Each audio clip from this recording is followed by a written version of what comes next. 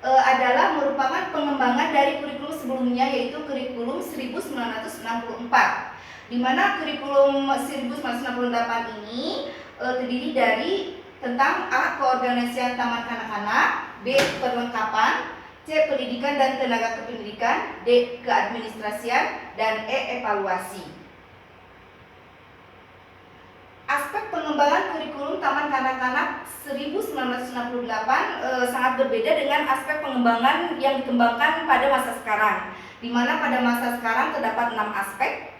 Kalau kurikulum 1968 hanya terdiri dari 3 aspek, yaitu 1. Kepancasilaan, 2. Psikologi anak, dan 3. Sosial anak.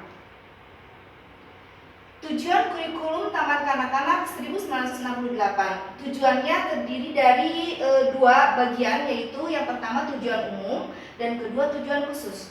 Tujuan umum yaitu membentuk masyarakat Indonesia yang berjiwa Pancasila dengan taat dan bertakwa kepada Tuhan Yang Maha Esa, yang sehat jasmani dan rohani, terampil, kreatif, serta tanggung jawab kepada Tuhan, masyarakat, negara, dan pada diri sendiri.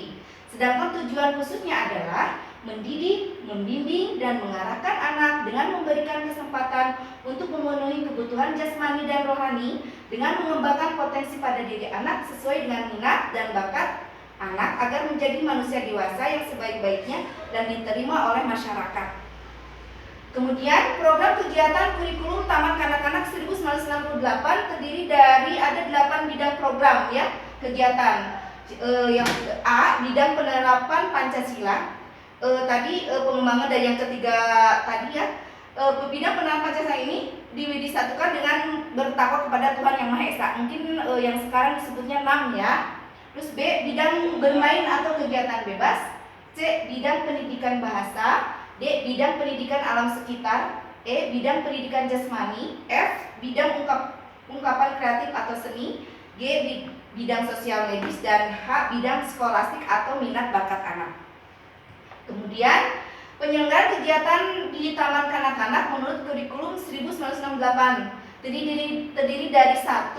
Sistem penyajian. Sistem penyajian dari kurikulum TK tahun 1998 terdiri dari membentuk suatu unit-unit dari segala aspek dalam kehidupan anak yang membentuk suatu kesatuan utuh menjadi sumber pengetahuan yang baru bagi anak. 2. Bentuk pengelompokan dan lama pendidikan pada Taman Kanak-kanak tahun 1968 terbagi menjadi 3 ya, yaitu A, tingkat A, yaitu usia 3-4 tahun, B, tingkat B, usia 4-5 tahun, dan tingkat C adalah usia 5-6 tahun. Berbeda sekali dengan zaman sekarang, hanya 2 kelompok, yaitu kelompok A dan B, sedangkan yang kelompok yang lebih kecilnya itu dimasukkan ke dalam playgroup atau cover. Terus sistem penyajian ini, tadi sistem penyajiannya, ini ada sistem penyajian kelompok ya, sistem penyajian kelompok di mana pada masa sekarang kebanyakan sistem penyajiannya adalah berupa model sentra atau model sudut atau model yang lainnya. Kemudian lanjut tentang rencana kegiatan.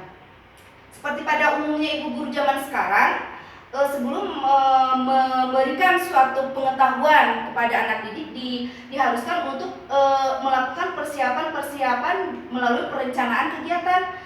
Zaman kurikulum 1968 juga ada perencanaan kegiatan, yaitu dibuat untuk persiapan guru melaksanakan kegiatan pembelajaran baik mental guru, peralatan yang digunakan atau media pembelajaran, dan persiapan tertulis. Biasanya di sini sudah kalau zaman sekarang di sini sudah termasuk ada RPPH, RPPM, ada evaluasi juga, ada media yang akan dipersiapkan dan sebagainya. Keempat yaitu prinsip pelaksanaan kegiatan. Kurikulum memberikan penekanan pada kebebasan anak dan pada kegiatan kelompok sehingga pembelajaran kelas menggunakan model kelompok. Nah, prinsip pelaksanaan kegiatan kurikulum pada TK tahun 1998 berbeda dengan prinsip pembelajaran kegiatan pada tahun sekarang, di mana pada kegiatan kelompok kurikulum tahun 1998 ini berpusat kepada anak, sedangkan sekarang diharapkan bahwa prinsip pelaksanaan kegiatan itu berpusat pada guru kalau zaman dulu, kalau zaman sekarang berpusat pada anak.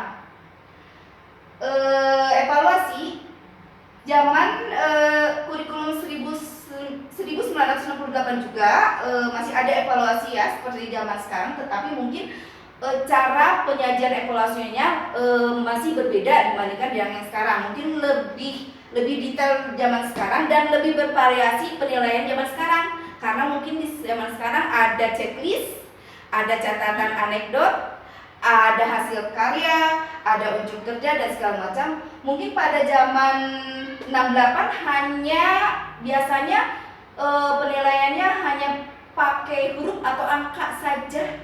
Tapi memang belum bisa dibuktikan karena mungkin belum ada contoh. Nanti kita lihat saja contohnya, kalau ada kita cari. Selanjutnya, mungkin itu saja sedikit sedikit penjabaran atau penjelasan dari saya tentang pengembangan kurikulum tahun 1968.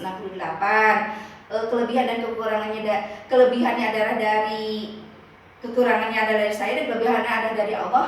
Saya ucapkan assalamualaikum warahmatullahi wabarakatuh.